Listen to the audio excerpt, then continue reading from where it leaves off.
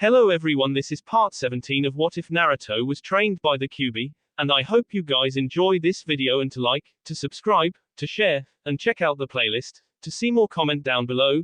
Now let's start the intro. They call me a god. They call me a god. They call me a god. Join my membership, the perks are great. It's in the description. Be sure to like and subscribe, it gives me more motivation. Enjoy. Akadu Yoroi, Uchiha Sasuke, are both participants ready? The proctor referee called out, once the two got to the middle of the arena. Hi, they chorused out. Very well. Hajime, begging out our fight. Canon Sasuke fight. Winner, Uchiha Sasuke. The proctor yelled. Kakashi quickly shunted to the kneeling Uchiha, before helping him up and walking him out of the area. Damn. That seal is causing him a lot more problems than I thought it would. Kakashi thought, while looking slightly concerned at the pain-ridden face of Sasuke as he clutched his shoulder. Back in the arena, the Hokage snapped his fingers and the large screen lit up once more. The names began to slow until completely stopping. Sabaku no Gaara and Kira Ray, please join the referee in the middle of the arena. The Hokage ordered. Gaara simply shunted his way to the middle in a swirl of sand, while Ray walked down the balcony and then towards the middle. The proctor was about to begin the match when a voice broke the silence. Oi Gaara, do me a favor, Naruto shouted, getting everyone's attention, before he shunted himself right next to Gaara with his head next to the container's ear and a friendly hand on his shoulder. As Naruto spoke, the audience was asked to know just what he was telling the Suna shinobi. Unfortunately, he was speaking so lowly that only Natsumi and Yugito, who was using the smallest amount of demonic chakra, to hear. While the rest of the people couldn't help but shudder seeing the sadistic-looking smile on Gaara's face as Naruto spoke. Naruto soon moved back, smiled at his brother, patted him on the shoulder and shunted back up to the balcony next to his team and Hana, who had just arrived. Naruto noticed a gaze on him, and looked across the room to see a smiling Yugito looking at him. As if understanding her unspoken words, he smiled back, nodded and mouthed, "Enjoy," before looking back at the arena floor. Evil Naru-kun, very evil, Natsumi's soft voice reverberated approvingly throughout his head. May I do what I can, besides he deserves a good beating for what he's done. He thought back. Ano Naruto-kun, what did you tell him? Haku asked, making everyone's attention zoom in on him since his teammate had asked the question they all wanted to know the answer to. Just leave him alive, Naruto answered with a nonchalant shrug, making everyone slightly shiver at both his tone and the unspoken meaning behind the words. Sabaku no Gaara, Kira Ray, are both participants ready? The referee asked. Hi, Hajime. The moment those words were spoken, the cork on Gaara's gourd popped out, falling to the floor, while sand slowly began to inch its way out. Meanwhile, Ray had jumped back and was already hand-sealing. I'll end this quickly, even though he will use that sand somehow. The speed of my Raiten Jutsu should get past whatever defenses he has up his sleeve. Ray concluded. Raiten, Reryuden no Jutsu, lighting style, lightning dragon projectile technique. He shouted.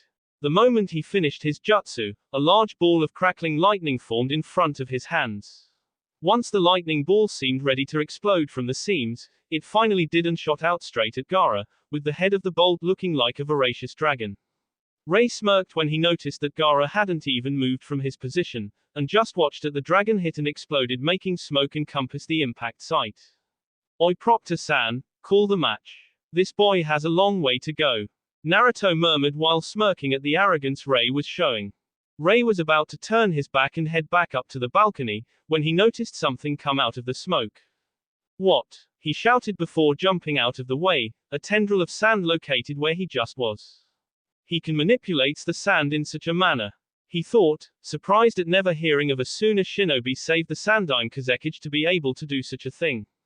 Ray landed on the balcony railing in a crouched position and waited for the cloud of dust to leave to see if his guess was right. And to his shock, he hit the nail on the head. Once the dust settled, everyone could see that a thin but apparently strong wall of sand was erected where Ray's jutsu would have hit, with Gaara not seemingly to have moved an inch. Gaara's emotionless gaze moved up to meet Ray's, who had visibly flinched when he looked into those cold cyan eyes of his opponent. Damn. I didn't think he could do that, this makes a lot of my jutsu useless. He mused, thinking about how to get the upper hand, until an idea hit him.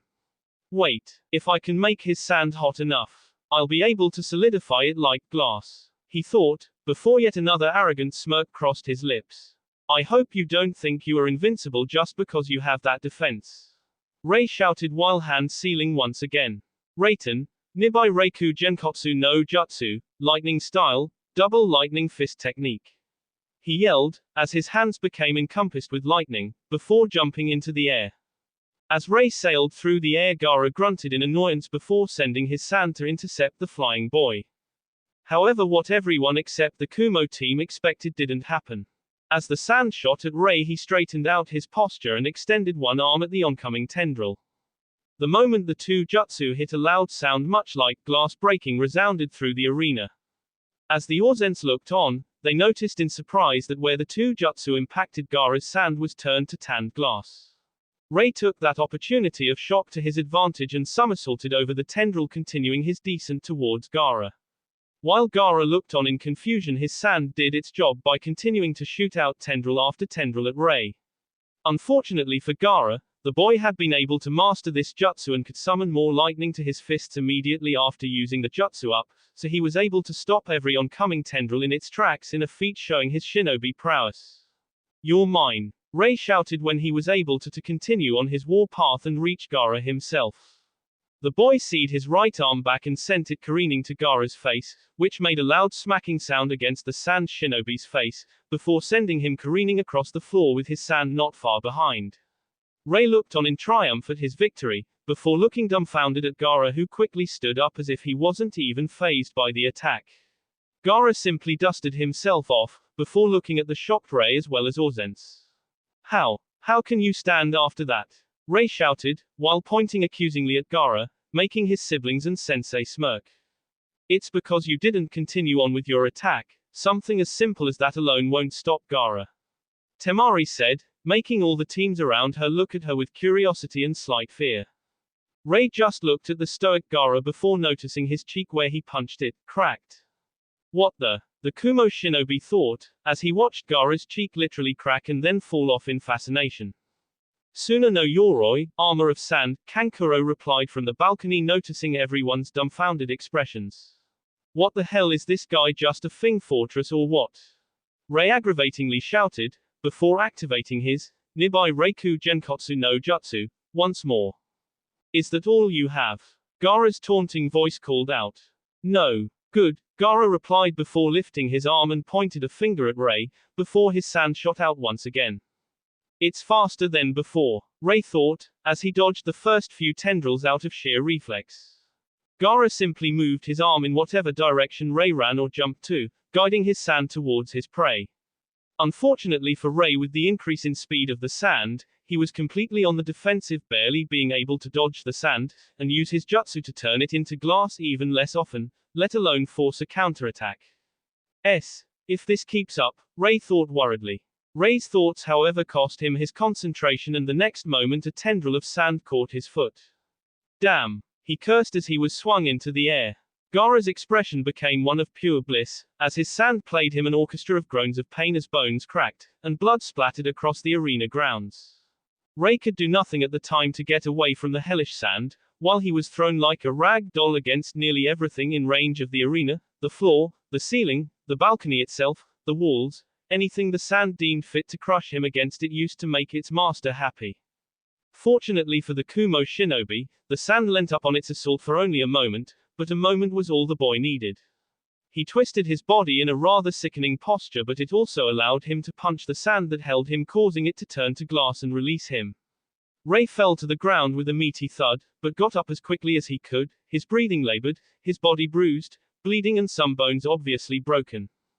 I will not lose here, Ray yelled out in haggard breath, before he began a chain of seals which both Yugito and Akiko recognized immediately. No, he wouldn't. Even if he was losing this badly, he couldn't, not in his condition. Akiko thought out loud in shock at just what Ray was about to use. What? Temari asked, in slight worry for her brother. His strongest jutsu. Yugito simply answered, while inwardly smirking like a cat, finally being able to see Ray get his comeuppance, especially with knowing he was no match for a Jinchuriki, poetic justice if she had ever heard it. The group just looked back with bated breath as to what would happen with the situation as dire as it now was. Gaara could sense the high chakra output for the jutsu, as well as the distortion to Ray's body which came in the form of a bulge in the boy's stomach and was slowly moving up his body. It was currently going up his N and Gaara knew that his normal sand wouldn't be able to protect him for whatever it was, so for the first time in the fight he began hand-sealing himself. Suna no Muya, cocoon of sand. The sand surrounding Gaara quickly came to life and created a dome around Gaara's form, and not too soon considering that Ray was about to release his jutsu. Raiton, Gian, false darkness. The boy shouted, as a humongous lightning bolt shot out of his mouth snaking its way quickly at Gaara. The lightning bolt took no time at all to impact and surround Gaara's sand dome. The sound it made was almost deafening to everyone as they watched in fascination as to what would happen next.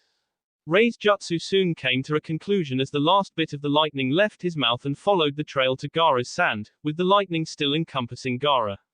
Ray just smirked in triumph once again as he and the rest of the Orzens watched, as the yellow lightning soon took on a darker color, and before long took the color of a dark night sky.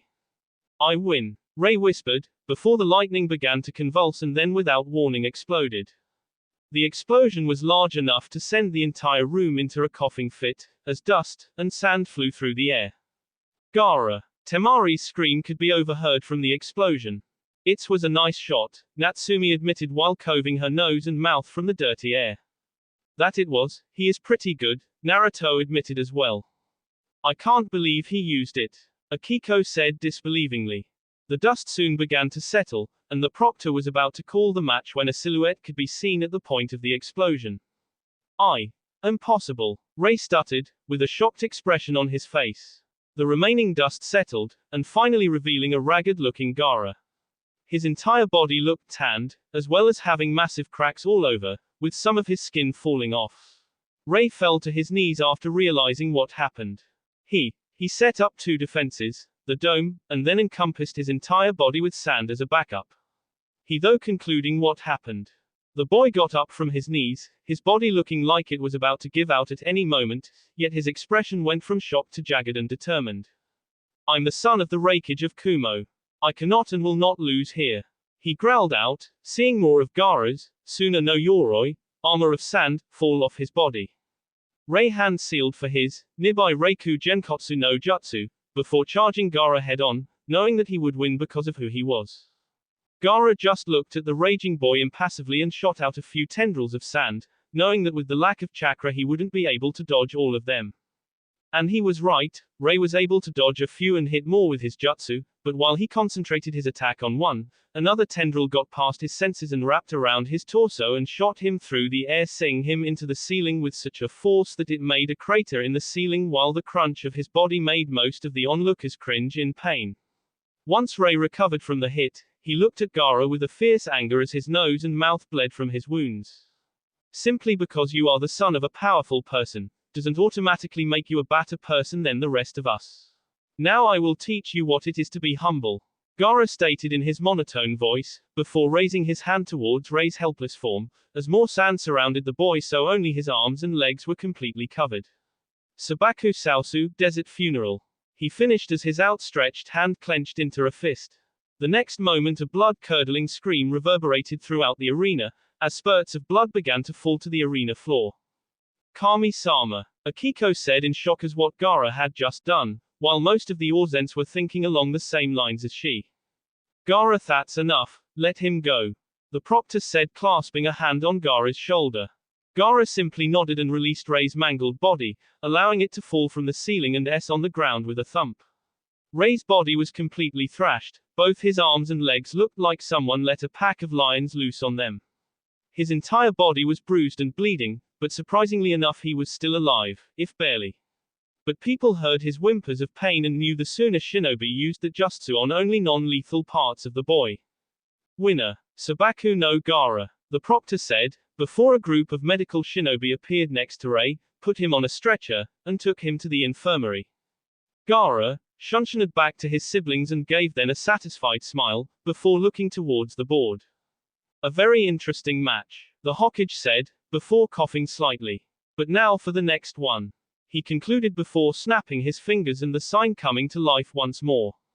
The genin were becoming antsy at who would be next, especially after the exciting match that just occurred. Soon, however, the names began to slow, and then come to a stop. Will Sabaku no Kankuro and Tsurugi Mitsumi please join the referee in the middle of the arena? The Hokage ordered. Well, guess it's my turn, Kankuro said with a smirk, before heading down the balcony to meet his opponent.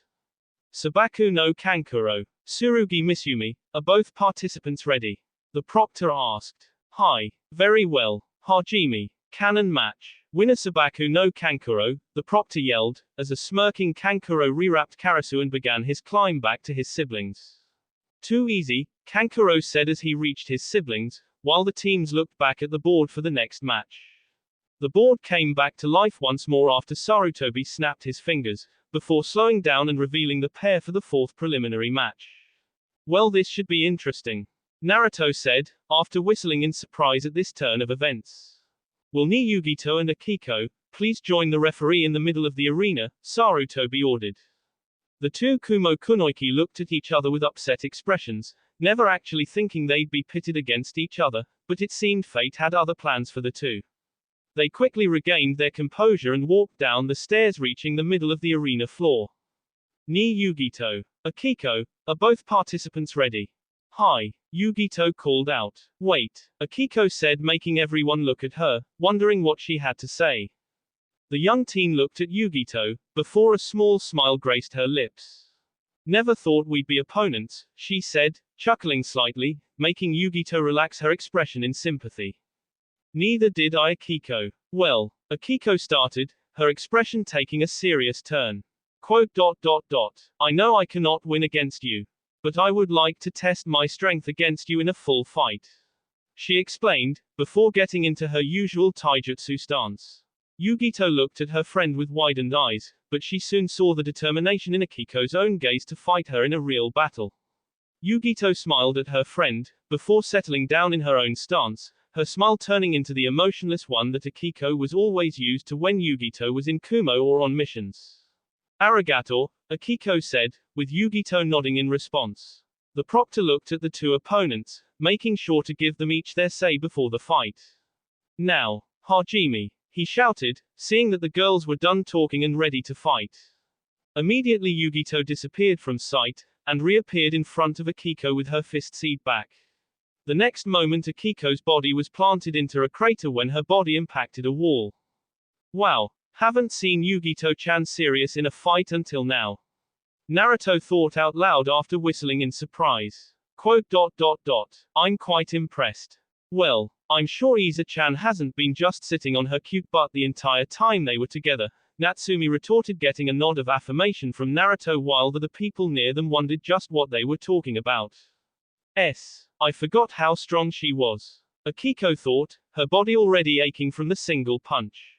Akiko saw Yugito standing a few yards away and pulled herself off the wall, landing on her feet with a thud.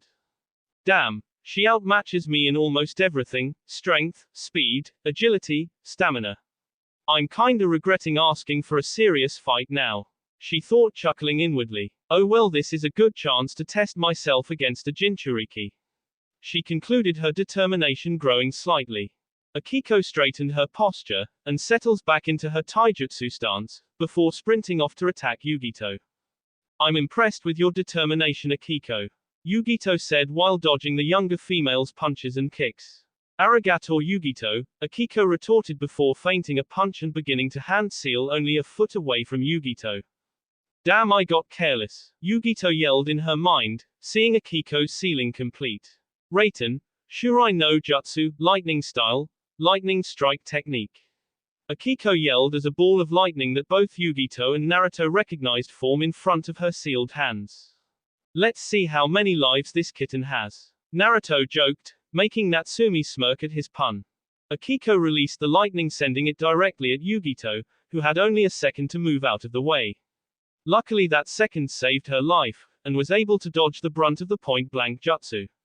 Yugito landed across the room from Akiko, her entire left arm and shoulder sizzling thanks to her friend's jutsu.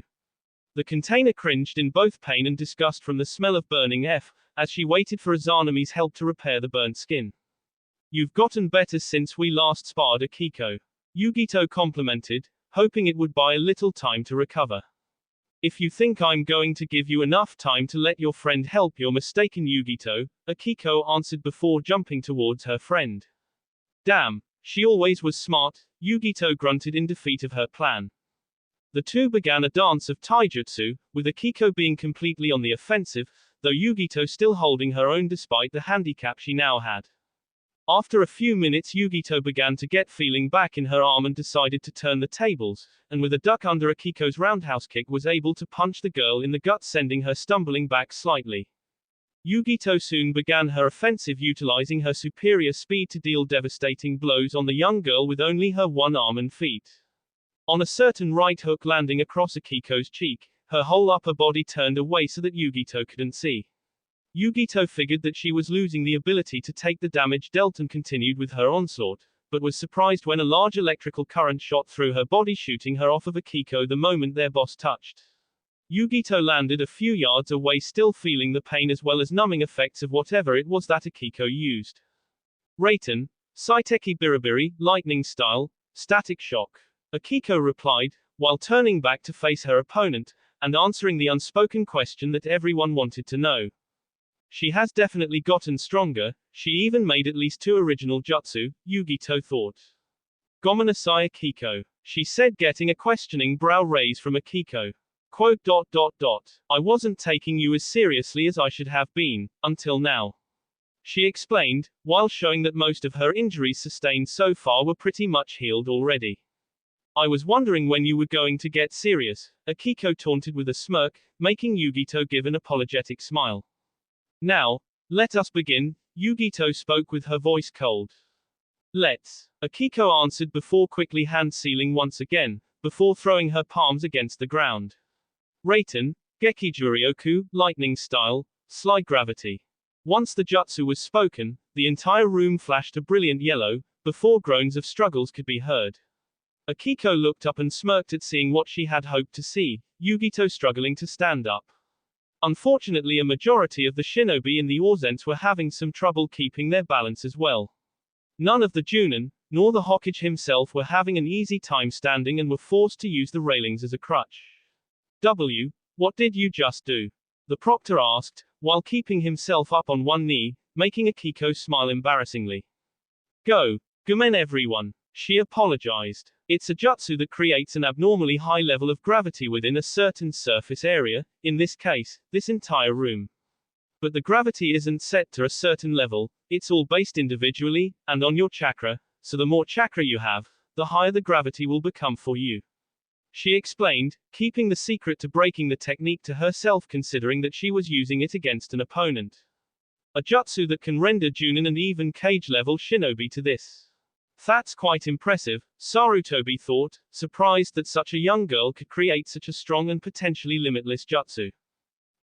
Not a bad strategy considering her opponent, but it seems to be a double-edged sword, cause it is affecting herself as well. Naruto said while looking towards the fight, while Natsumi piggybacked on him since he didn't seem affected as badly. Arigato Naru-kun, Natsumi's haggard voice whispered against his ear, making him nuzzle his head against her cheek in response. Damn, she certainly knows how to make my advantage into a disadvantage, Yugito conceded while struggling to stand up. No more holding back, Yugito. Akiko challenged, before rushing towards her. Their battle continued with Akiko dominating the fight thanks to her gravity jutsu. Damn, she could actually beat me if this keeps up. Yugito though, while luckily blocking a harsh-looking kick. Yugito took a chance and grabbed the blocked foot before throwing her across the arena, and began hand sealing. I never actually thought I've ever used this, she said before she finished her sealing. Doton, Doryu Tiger, Earth style, Earth Flow River. She cried, as the entire floor of the arena turned into slick mud, while luckily for her was also able to negate Akiko's gravity jutsu. Damn, she found a weakness to it, and so soon, Akiko mentally growled at her back luck, seeing that Yugito was already feeling back to normal. The two fighters balanced atop the muddy river, regaining their normal gravity movement. Yugito was able to do it first, and launched herself at Akiko, and using her usual speed and strength was able to obliterate the younger girl. Blood soon began to splatter across the muddy floor from the beating Akiko was taking, while all that could be seen of Yugito was a black and yellow blur as she beat on the young girl. So this is her power. Naruto said more to himself than anyone. I doubt it. Akiko seems to be Yugito's friend, so even though she wants to, she can't bring herself to be 100% serious against her. Plus she hasn't even used Iza-chan yet, she is probably saving it for the finals, Natsumi answered, while playfully nibbling on his ear as she spoke, making him shudder. Hi, you're probably right, and can't you wait until after the exams, Natsu-chan? Naruto thought to her, making her smirk and flick her tongue into his ear a little, making him quiver. I could, but that wouldn't be fun now, would it? She responded, making him snort. Akiko was trying her best to defend against Yugito's onslaught of attacks, but she used a lot of her chakra on her bigger jutsu. All she could now do was defend as best she could until she found an opening or thought of a counterattack. Yugito, however, was thinking of the fastest way to end the fight, since she knew that Akiko was far from giving up. As she continued to attack the team, she began to hand seal. Raiten, Tenrai Hibana, lightning style, divine spark. Yugito yelled as she skidded across the muddy surface before launching herself at her prone opponent. Akiko heard the jutsu and turned, but only soon enough to see Yugito's arm extended while lunging at her, with 5 glowing balls at the tip of each finger. Yugito reached the girl and attacked every one of her appendages, starting with her left leg and then calling out the number. Ichi. Then attacked her right leg. Ni. Then her left arm. San. Then her right arm. Yon. And finally hit her palm against Akiko's chest. Go. After the palm hit, Yugito jumped back and gave an apologetic frown at Akiko, who saw it, and her eyes soon grew wide, before Yugito raised her hand into one final seal. Kai. Once she said that, the spot where Akiko was struck in her left leg began to glow yellow, and then the next moment she was engulfed in an explosion, which had propelled her right. Then the mark on her right leg began to glow before exploding, which sent her back to the left. Her left arm glowed and another explosion followed, careening her back to the right of the arena. Her right arm glowed as well and then exploded, sending her back to her original spot. Lastly, the hit on her chest glowed and then exploded, sending her careening backwards towards the shinobi statue that decorated the room. She impacted the statue with a meaty crunch and even made a crater in it. Yugito quickly ran to her friend, helped her up, and was surprised that Akiko was not only still conscious after the bleeding she went though. After all, her body was mangled much like Rei's by the end of the fight, with a lot of her blood splattered across the still muddy floor, but she was smiling as well. Please call the match, Yugito requested in an almost ashamed voice, while cancelling her earthen jutsu. Hi. The proctor stuttered out after see the impressive jutsu. Winner. Ni Yugito. A medical team quickly appeared and took Akiko from Yugito's arms, putting her on a stretcher. Gomenasai. Akiko, Yugito said, quite upset over the wild thing. The young girl just smiled appreciatively. It's alright, Yugito. I wanted this to be a real fight and you gave me that despite us being friends. Arigato, she reassured, before she closed her eyes and was diagnosed as unconscious, and along with it the gravity jutsu, finally allowing everyone to move normally.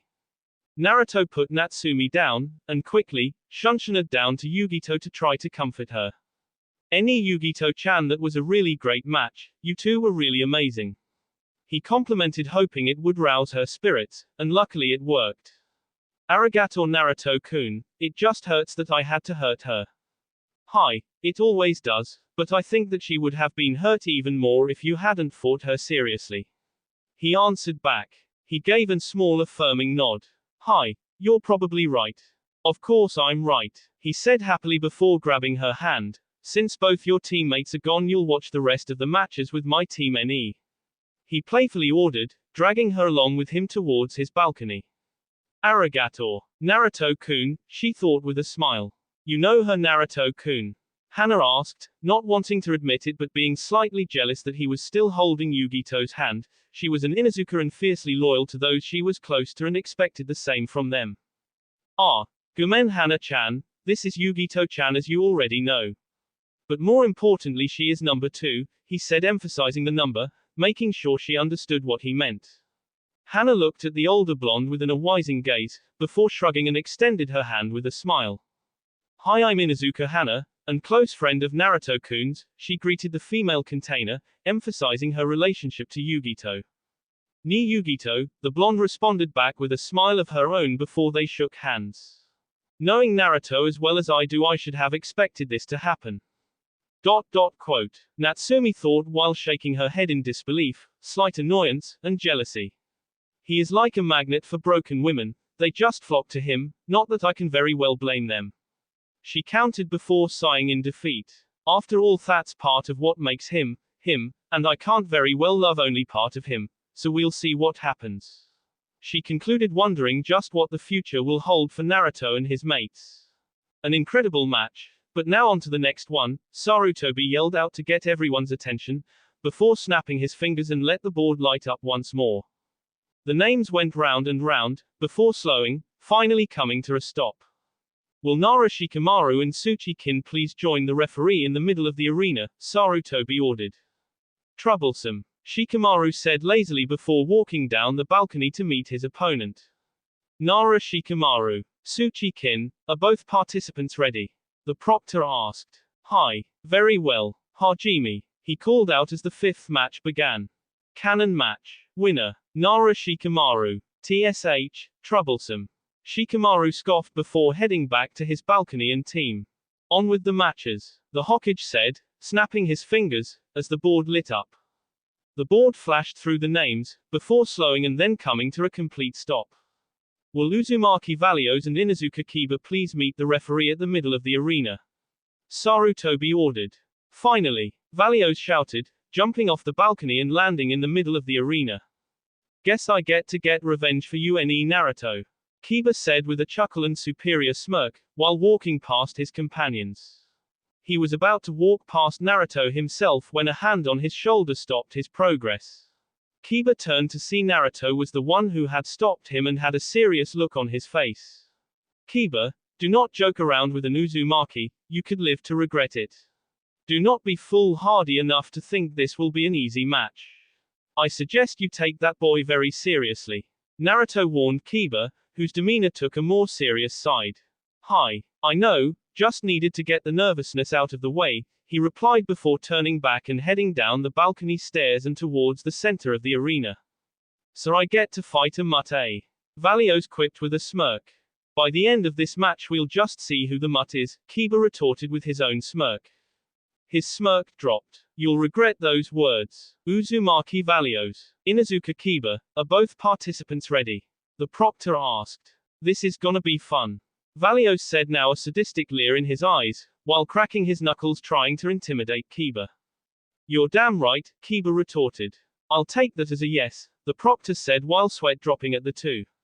Very well, Hajime, he yelled as the sixth preliminary match began. Let's go Akamaru, we'll hit him hard and fast. Kiba shouted, with his little dog barking in agreement. Shikyaku no Jutsu, four-legged technique. Kiba shouted after activating the necessary seal. Chakra soon began to emanate off Kiba before he fell to all four limbs much like his nin dog partner. The whole situation made Valios just quirk his eyebrow at the Inuzuka boy, seeming to simply wait for him to attack. Well, if you aren't going to attack, then I will. Kiba growled out, his usual masculine voice, now sounding slightly grinding, before he sped towards Valios. Valios simply smirked at Kiba's attack, and easy blocked the mid-air kick to his face. You are slow. Valios taunted before punching Kiba in the gut, sending him fly a few yards back. Far too slow, he confirmed. Damn. Just one punch and he's already broken a rib. I guess Kabuto wasn't joking about this guy's specialty being taijutsu. Kiba thought while rubbing his bruised side. Kiba quickly got up and rushed his opponent once more, unfortunately getting the same result if only slightly less damage. Akamaru, Kiba shouted, as his faithful companion barked and raced over to him. Guess we have to use it sooner than I had hoped, Akamaru? He rhetorically asked with a feral smile, before pulling out a small pill from his shinobi pouch and feeding it to his dog, and then grabbing one for himself. Once the small dog swallowed the pill, its fur turned almost red and it became much fiercer looking than before. Akamaru quickly jumped on top of Kiba, before Kiba himself began to hand seal. Juujin Bunshin, Beast Man clone. He shouted before Akamaru disappeared into a puff of smoke, and a rising form the smoke a few moments later was a second Kiba. So, what? I'm now going to have to beat two of you instead of just one. How boring. Valios taunted boredly. Yay, just keep talking, Kiba thought, before both forms of him launched in opposite directions. Valios followed both Kibas and knew he was going to do something. The only question was what. Both Kibas in an almost mirror-like display squared off on either side of Valios, forcing him to look at only one at a time.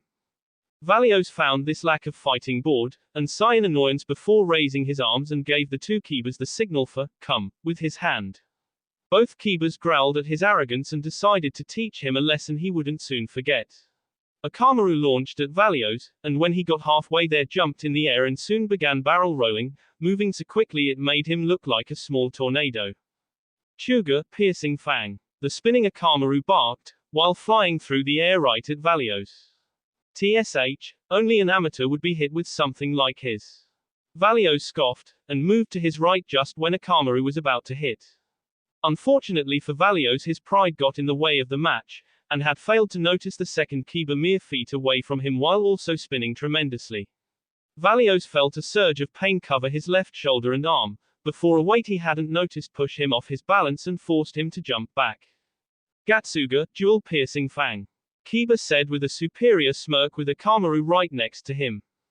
I'm impressed, Inuzuka. I didn't think you'd be able to hurt me, let alone make me bleed. He complimented while wiping away the fresh blood that oozed out of his shoulder and arm wounds. Kiba smirked. Don't think it'll be the last time either. Valios's gaze hardened. Don't think they just because you were able to harm me that you've won this fight. This is far from over and you've already resorted to using 4 jutsu. If you wanted to end the match in one move it should have been something more like this. Valios lectured while beginning to hand seal faster than any of the genin of the prior matches. Quote, Uzumaki no Kaiten, Gukakyu no Jutsu, Uzumaki fire style, great fireball technique. Valios shouted before taking in a large breath and then expelling it. From Valios's mouth was probably one of the biggest jutsu genin and most of the visiting shinobi had ever seen. Its heat was so incredible that everyone in the Ausense felt the temperature rise several dozen degrees. The fireball hurled itself towards both Kibas, and if not for the luck of the Inuzuka knowing about Uzumaki jutsus, Kiba would have been frozen there solid like a statue. Fortunately for him that wasn't the case, and he was able to recover, grab Akamaru and jump out of danger. The Ausense just looked on in awe and fascination as the fireball raged along the ground before sinking into the shinobi statue, obliterating nearly all of it.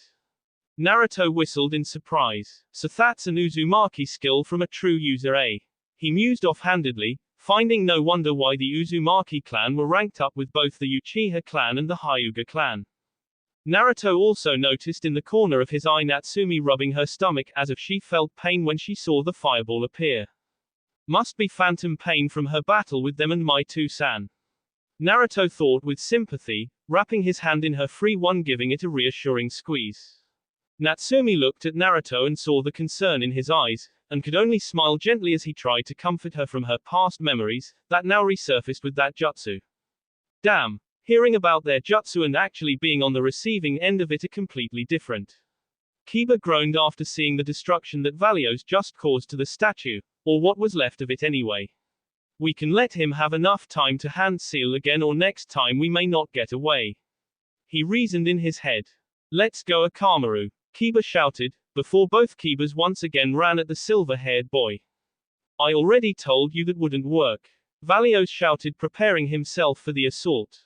Both Kibas began to spin as they did before, but as soon as they were about to hit Valios their direction missed only slightly, and hit the ground. However, instead of stopping like last time they bounced off the ground like a ping-pong ball in random directions. The two problems this caused for Valios was the fact that because they now moved randomly around him he couldn't adjust to their movements, which made it exceedingly hard to attack. The other problem was that because of their collisions with the floor, the ground itself broke apart and soon filled the area with flying debris and dust, making it hard for the hazel-eyed boy to see.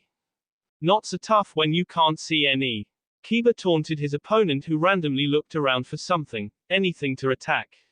Quote. Gatsuga, jewel-piercing fang. He shouted. Damn. This mutt isn't as bad as I thought. Valios admitted, while searching for his opponent, before grunting in pain when something sharp dug into his back. Damn you. He shouted, thrashing his limbs randomly. You're letting him get to you, Valios, Kasumi thought in slight shame while hearing the battle from up in the balcony. Valios-kun, calm down, that is not how I taught you to fight. A strong feminine voice yelled from the stands, making all the onlookers turn their heads. Uzumaki Kushina was currently looked down at the battle with hardened eyes, making everyone wonder just what would happen with her harsh words. The next few seconds felt as if all the sound in the room had completely vanished. Everyone felt something was about to happen, but none, save Team Whirlpool, could guess until it did. In the meantime, Kiba and Akamaru kept up their assault, hoping they were wearing down their opponent. Despite Valios taking damage constantly, using the jutsu was dangerous because of its taxes on the body and chakra cost itself. After hearing Kushina speak, Kiba felt something change, and saw something in the dust cloud Valios was in. What's this feeling? Azumaki-kun, maelstrom fist. Valios's voice soon shouted, over and above the cracking of the floor. After his voice SD down, a current of air was expelled from the center of the dust cloud, sending everything in a 10-yard radius flying, Kiba and Akamaru included. Well, this should be interesting, Naruto mused, taking an interesting look at what Valios had just unleashed. Whatever it is though, it isn't boding well for Kiba. He admitted in his head, noting the looks of those around him, especially Hana's, who only looked horrified that Kiba was losing so badly. You should be honored, mutt. Valios taunted with a satisfying smirk as he stepped out of the crater, and towards the still recovering canine duo. Quote. I didn't think I'd have to show this so soon. But I suppose if you were going to lose, it would be less of a blow to your ego and pride if it was with my favorite and most powerful jutsu. He finished his smirk growing while looking pathetically at Kiba. Kiba growled. Don't be so sigh. You haven't won this ye. Kiba barked back, before a heavy punch in his gut interrupted, making him lurch over and throw up some blood. Hey AI, fast. Most of the crowd thought in amazement. One moment Valios was several yards away, the next he has his fist lodged into Kiba's sternum. And don't be so sigh that you think you can still win, mutt. Valios retorted, before the arm still in Kiba's stomach pulsed with chakra, sending Kiba careening back across the floor. What the hell kind of jutsu did he use just now? Kiba groaned, blood dribbling out of his mouth. Azumaki-kun, maelstrom fist. Kushina started. Quote. Valios-kun's original, favorite, and most powerful jutsu and taijutsu style. It allows him to use his chakra as a body enhancer. It increases his strength, agility, and reflexes to TSLE what they normally are. And not only that, but because he is a taijutsu-centered shinobi and has trained his body in the art, his style allows the chakra that enhances his attributes to also leak out of his body at the point of impact to whatever he may be attacking. This chakra then swirls and obliterates whatever it touches, much like a maelstrom would. She explained, answering the question that many begged to ask but were too shocked to, especially after now seeing exactly the kind of damage that could be done. Kiba began to rise and cover his sternum with his hand in a protective fashion, before throwing up a little more blood. Damn, she certainly wasn't kidding about its power. It feels like my organs have just been rearranged. Kiba mentally laughed as his vision began to waver from the pain. Well, if I'm going to go out, I certainly won't be alone. He concluded. Akamaru, he yelled, hearing the obeying barks of his companion rushing towards him. Gomen Akamaru, I know you are hurting as much as am. But let's show this asshole what it means to be an Inuzuka NE. He questioned, getting an encouraging bark from his partner. Kiba smiled at his companion before shakily standing up, as Akamaru jumped in his head, before the boy began a long series of hand seals, that only Hana recognized and looked shocked at the implications. He's really going to use it so soon. Kiba must really think he might lose if he is willing to use that. Hana said, slightly shaken at her brother's actions, while making those near her look at her quizzically. What do you mean, Hana-chan? Naruto asked, only getting a head shake from her. You'll see, Naruto-kun, you'll see. She answered cryptically. Inuzuka Ryu Chinju Konbi Henge, Sautu Ro, Inuzuka style rare beast transformation. Double-headed wolf. Kyuubi yelled, after finally finishing his hand seals, and before a large puff of smoke surrounded him. Valios looked on unfazed at the large amount of chakra that was just unleashed to summon whatever it was that Kyuubi had. As the cloud began to settle, a low growling could be heard from within the cloud. As the cloud then began to dissipate, a large white, double-headed wolf could be seen in Kyuubi's place. So I'm just now going to beat on one large mutt. Well, your jutsu is fairly impressive, at least in its size anyway. Valios taunted, getting into his taijutsu stance, simply waiting for the snarling wolf to attack. The two sets of burning red eyes met the hazel gaze of Valios and narrowed in rage and annoyance. Valios, noticing the emotions being portrayed by the wolf, just smirked and with his right hand made a come motion to it. The wolf's snarls grew, before setting into a pouncing position, as the two fighters squared off on opposite ends of the arena. A short stare down began between the two, before Kyuubi apparently had enough and charged the now smaller boy. The wolf leaped into the air before spinning wildly, making Valios smirk and simply wait for it. Same attack, just a different look. Valios scoffed. However, what Valios seemed to not notice was the increasing speed that Kyuubi was drilling himself at. Valios prepared himself for what he expected to come, but was quite surprised when Kyuubi's tornado almost doubled in speed.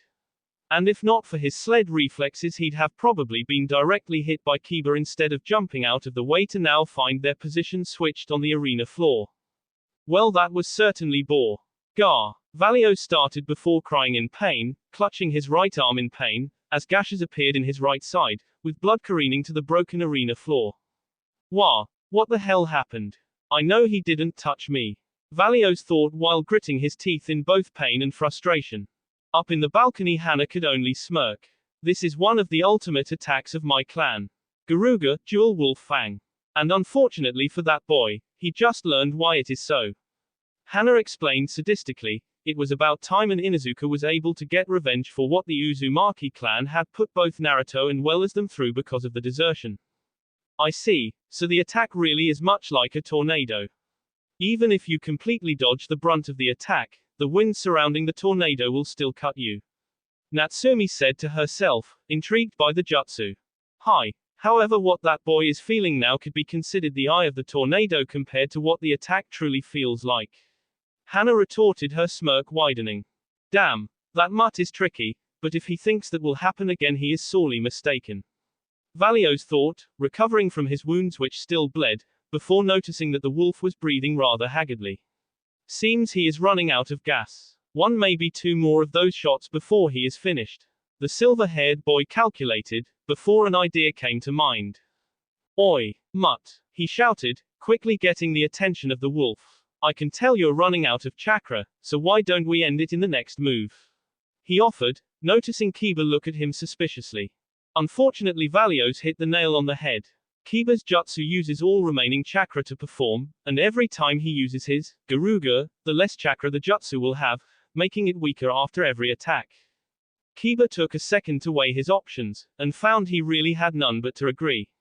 His element of surprise for his jutsu was already figured out, so that was out.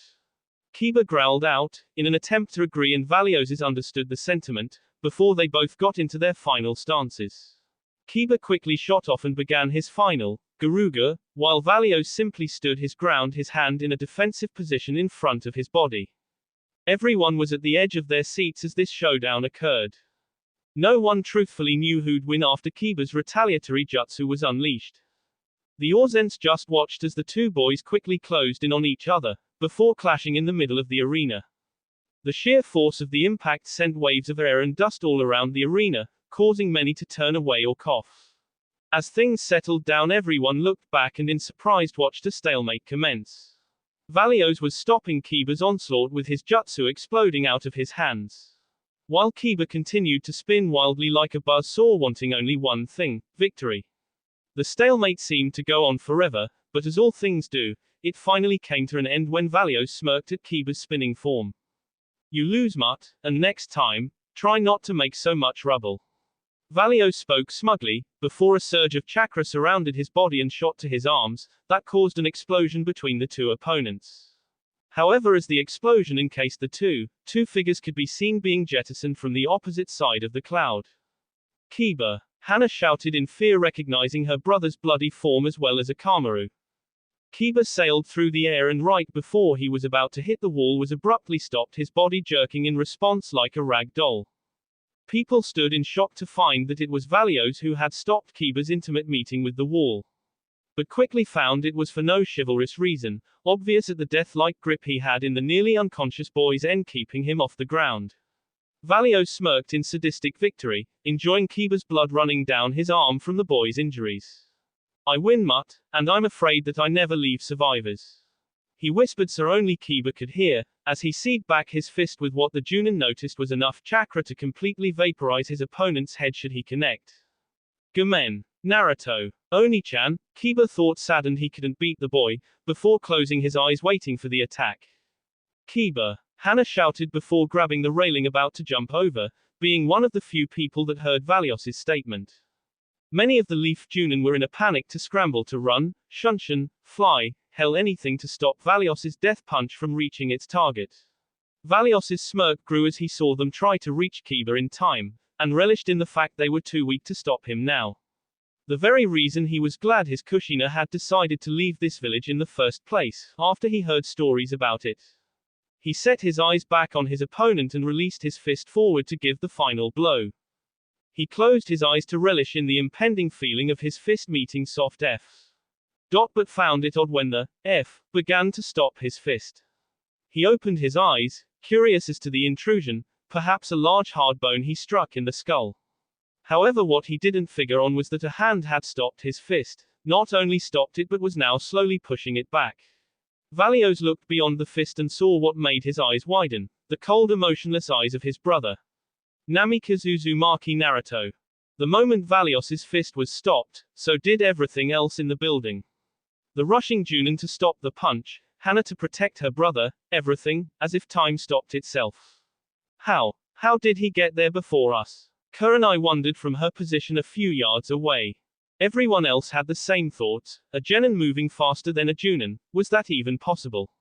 Everyone pondered this, except for a select few, those who knew of Naruto's true self, who simply smirked at the bug-eyed Orzents, as well as Team Whirlpool, who noticed that it wasn't some kind of trick. Naruto simply used his speed to reach that place before the Junin. He was fast, incredibly so. Kyuubi, you have corrupted my son for far too long. You will be destroyed and Naru-chan will be free. No single act of kindness now will deny me of that. Kushina thought, her eyes looking at Naruto with eyes as cold as glaciers.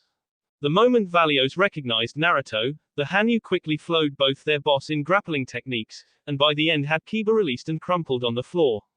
Valios was now lying on his stomach with the arm that was going to Kiba held painfully behind his back, with Naruto kneeling on the boy's back so he couldn't get up, well without breaking his arm in the process anyway. Kushina. Naruto's voice called out, his tone void of anything. Of everything, sending shivers through some of the genin that had been watching as everyone's attention were on the two. Take some time to teach this boy some humility and mercy, instead only jutsu to Kami.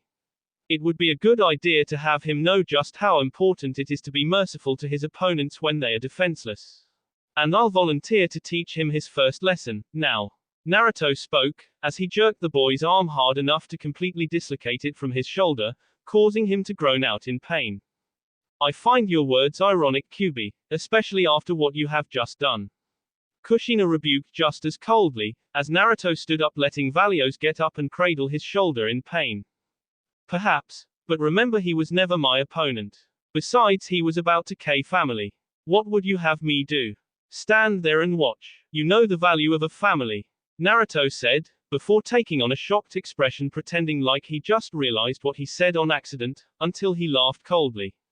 Well, I suppose you don't. He stated remorselessly, not even caring, and shunshining back next to Natsumi. Leave it to a millennia-old demon to get the better of me with a barb like that. It was its fault I left my Sochi here in the first place. So it has no damn right to lecture me. Kushina raged, glaring daggers at Naruto, wishing she could just go over and finish the job her husband started, but knew it would cause an uproar with her king, a Konoha shinobi, and a genin no less. Uzumaki Kushina. An aged voice called out to her, making her sigh in frustration knowing what was about to happen. Quote, I will leave the punishment up to you for the boy. However, if something like this happens again, especially when the no-K rule is enforced, he will be tried as breaking Konoha law. Is that understood? Sarutobi asked, the authority in his voice demanding obedience. Hi. And I would like to apologize to any Inuzuka member present for my shinobi's actions at the end of this match. He will be punished, I assure you, Gomenasai. She apologized, bowing respectfully to both Kiba, who was currently being dragged away in a stretcher to the infirmary, and Hana, who had apologized to Naruto that she would have to miss his fight, and was now running with the medics with her brother. Remember your promise, Naruto-kun, Hana thought, her anger at the audacity of Kushina's rather heartless apology raging through her mind. I would have done it anyway, Hana-chan, even if you didn't ask. If I meet an Uzumaki in the arena, I will crush them, completely. Naruto thought, remembering Hana's request when she told him she had to leave. Due to the interference, Uzumaki Valios is the winner of the match. And now that they are being attended to, we can continue the matches. Sarutobi said, snapping his fingers. The board once again came to life with the names of the remaining participants, before slowing and then stopping. Will Haruno Sakura and Yamanaka Ino please join the referee in the middle of the arena? Sarutobi ordered. The two kunoiki quickly reached the arena and smirked at one another. Haruno Sakura, Yamanaka Ino, are both participants ready? The proctor asked. You know I'm going to win, Billboard brow. Ino taunted. I doubt it, Ino pig. Sakura barbed back. I'll take that as a yes. Very well, Hajime, the proctor shouted. Cannon battle. Neither participant is able to continue, therefore the match is a draw with both participants unable to advance to the finals. The proctor said, as a medical team came and took the two kunoiki away. Let us begin the next match then. Sarutobi called out, snapping his fingers, allowing the board to jump to life with over half the participants gone.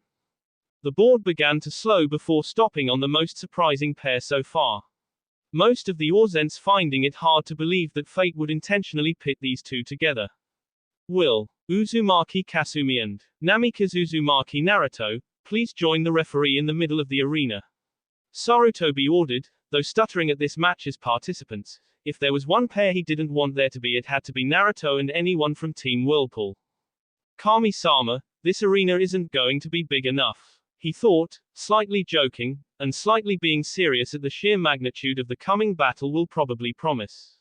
Seems fate really is making up for lost time, Naruto thought, the eating leer on his face threatening to cut his head in half, as he walked down the balcony stairs. Finally, I can save Oni-sama. Kasumi thought, as she did the same as Naruto. Uzumaki Kasumi, Namikaze Uzumaki Naruto, are both participants ready? The proctor asked. Hi, the two chorused out, the bloodlust from the two almost palpably radiating off them. Very well, Hajime, the proctor yelled, before shunshing out of the center arena, knowing the two were ready to go all out from the beginning, and he wasn't wrong.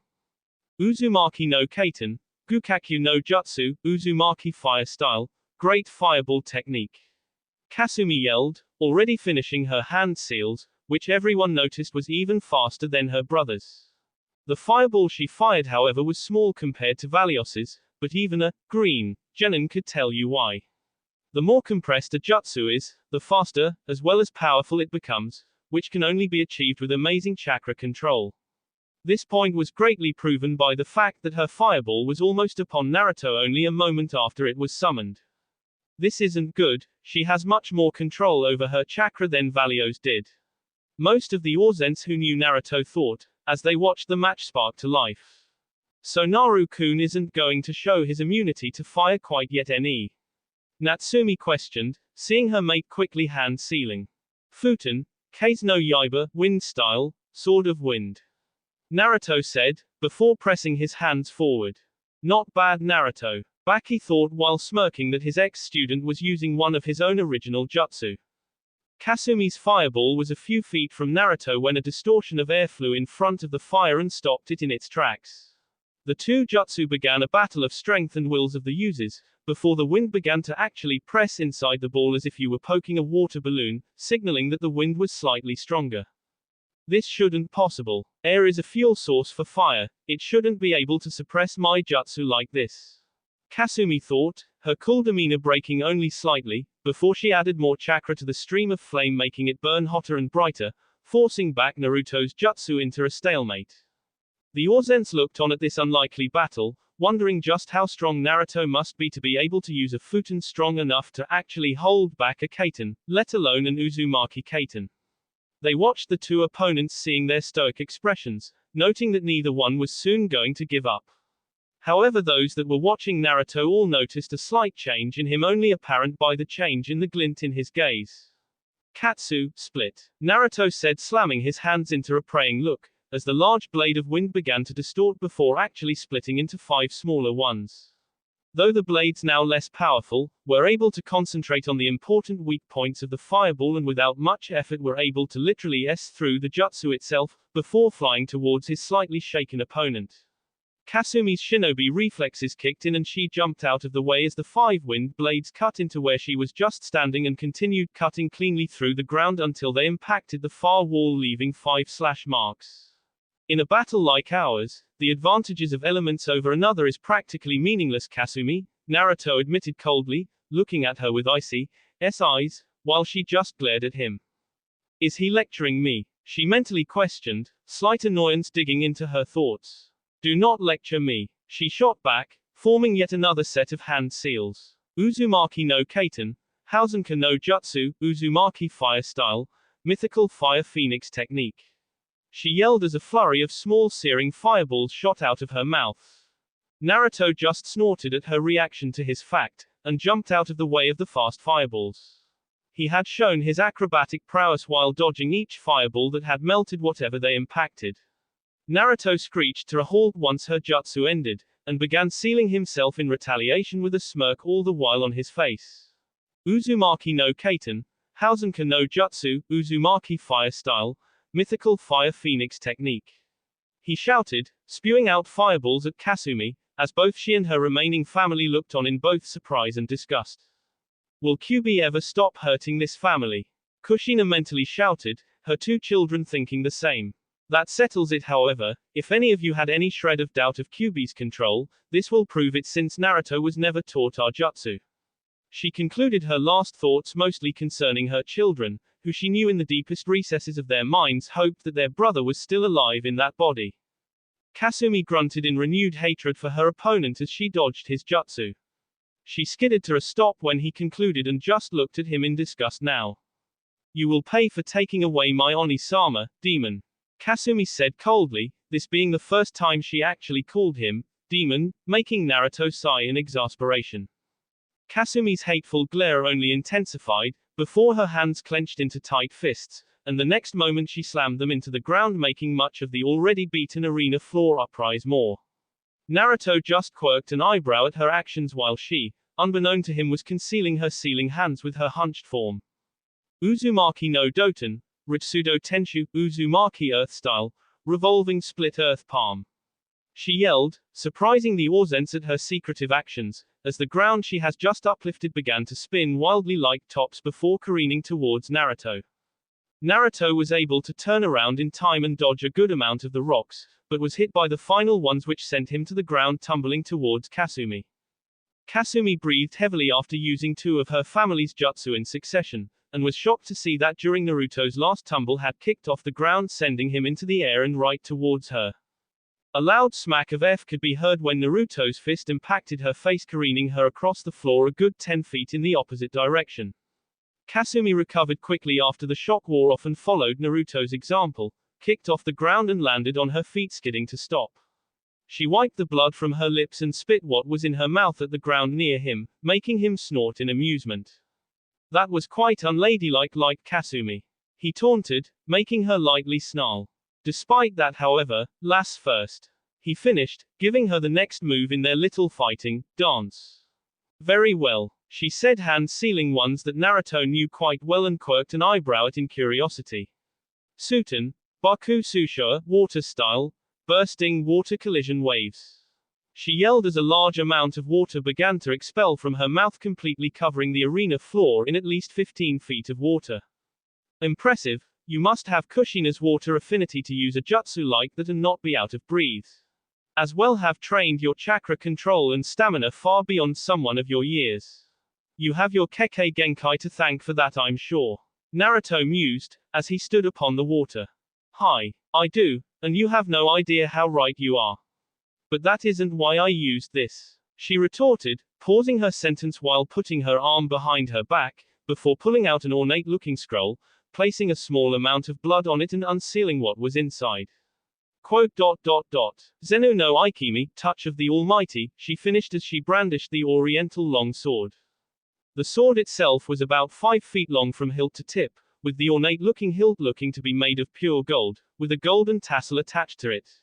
While the blade looked exquisitely made, it shone with a regal sheen, presenting its elegant look while also its obvious fierceness as a weapon. She is using it already, Kyoshiro stated offhandedly while looking at the current battle with more interest. He knew Kasumi would only brandish this particular sword when she took a battle to its utmost seriousness, and this was the first time she had ever done it.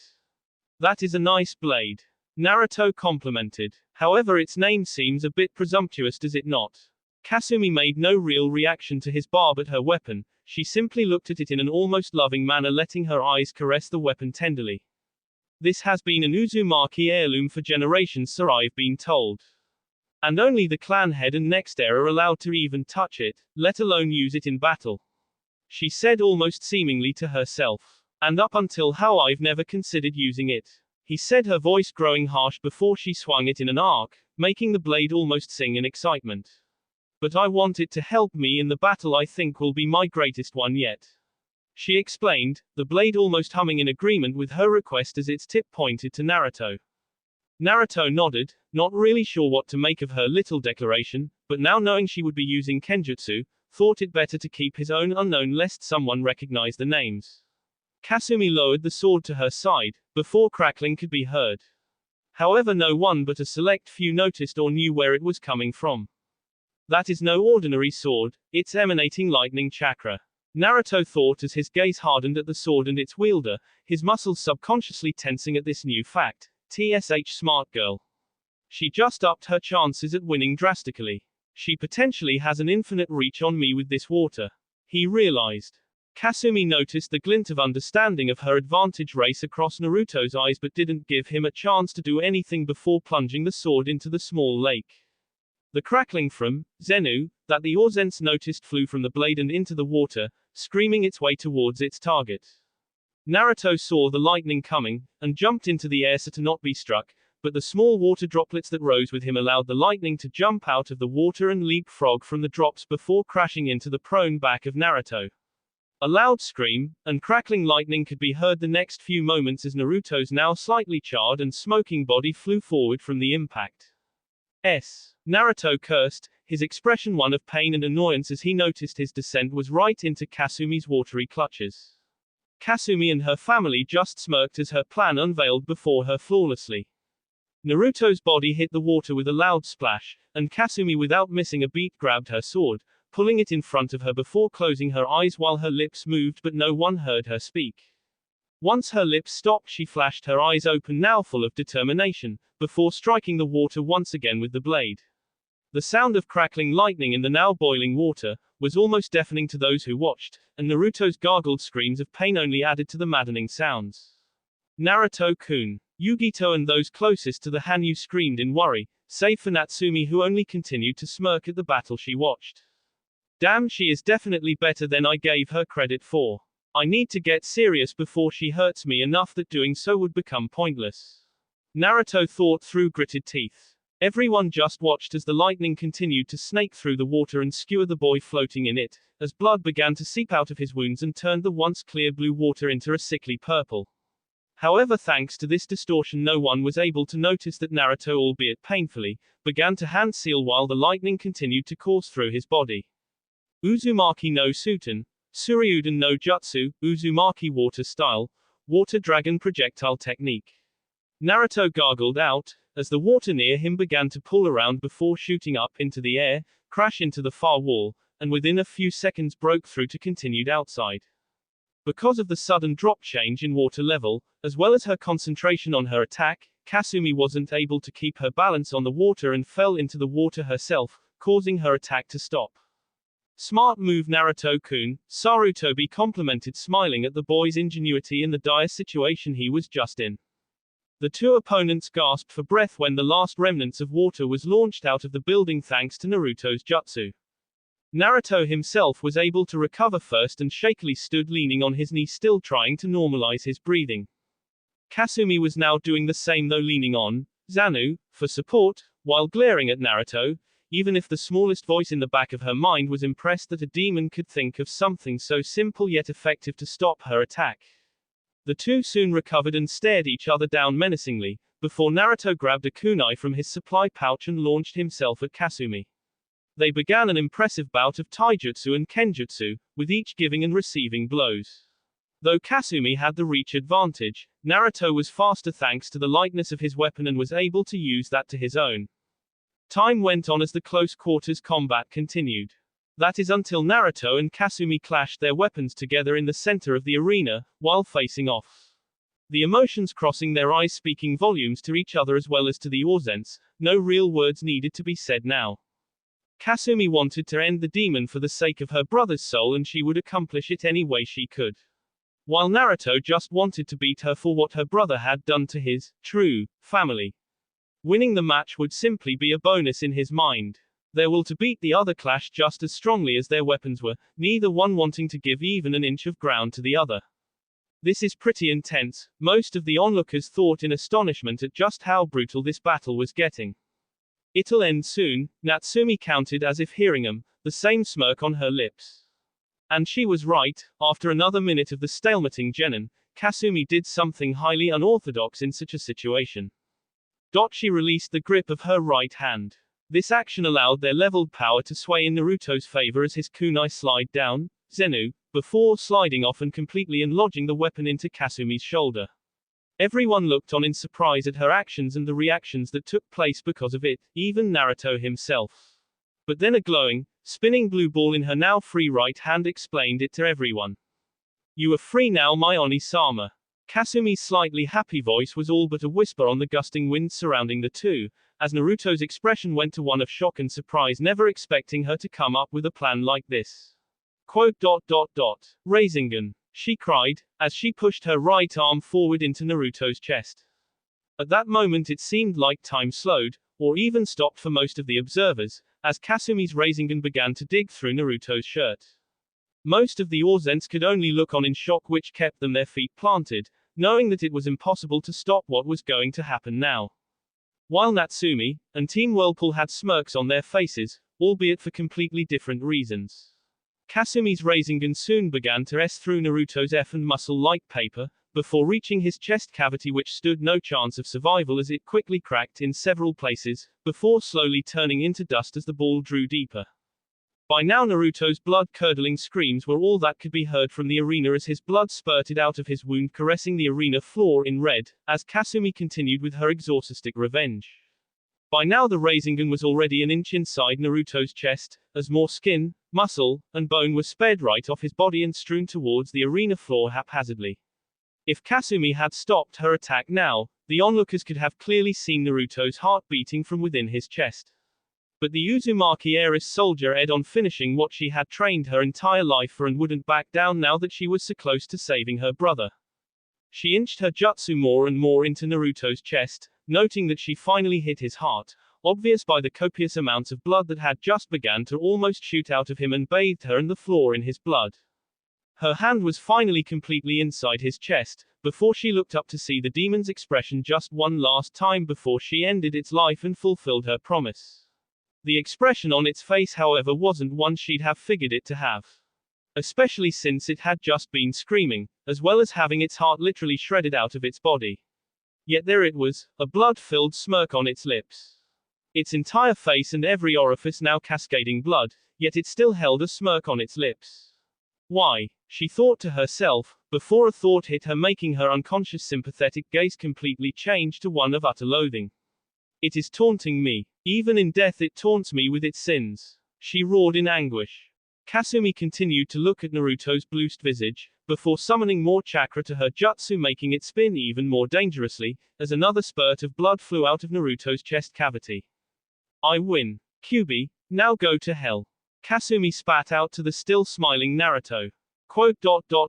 Katsu, she yelled, as the Rasengan in her hand literally exploded, taking the rest of Naruto's corpse with it, as an explosion of blood-red mist encompassed her, with large chunks of what was left of Naruto raining down onto the arena floor and walls. Most of the onlookers were still stuck to their feet in shock at just how this match ended. The red mist began to dissipate to show Kasumi's silhouette, before she walked out of the cloud, her entire body covered in blood and small bits of Proctor call the match, she stated in cold finality, noticing the Proctor looking on in shock. Her words seemed to have breathed life into everyone, as they shook themselves from the dazed stupor, but continued to look on at the arena with disbelieving gazes. It's not possible, Sarutobi thought, with many of the other onlookers thinking the same exact thing, but there was no doubting it. Namikaze Uzumaki Naruto was just Ked. Yugito's expression was one of unbelieving fear, sadness. It can't be, he was so strong, Teresa easily, he couldn't really be. She tried to convince herself, but the truth stopped her words. I'm so sorry, kitten, Azanami thought, not saying it to her friends since she knew it wouldn't make things any easier. Yugito had only just found someone she could possibly open her heart to, and just like that he was snatched away from her. It's not fair, kitten, and I truly can't believe it either, she finished, as she watched Yugito's memories of the occurrence. Winner, Naruto-kun, Yugito yelled, interrupting the Proctor's declaration while turning everyone's attention to her, as she collapsed to her knees, tears already falling down her face. That will be all for this video. Be sure to like, subscribe, share, and comment down below for more videos. Goodbye.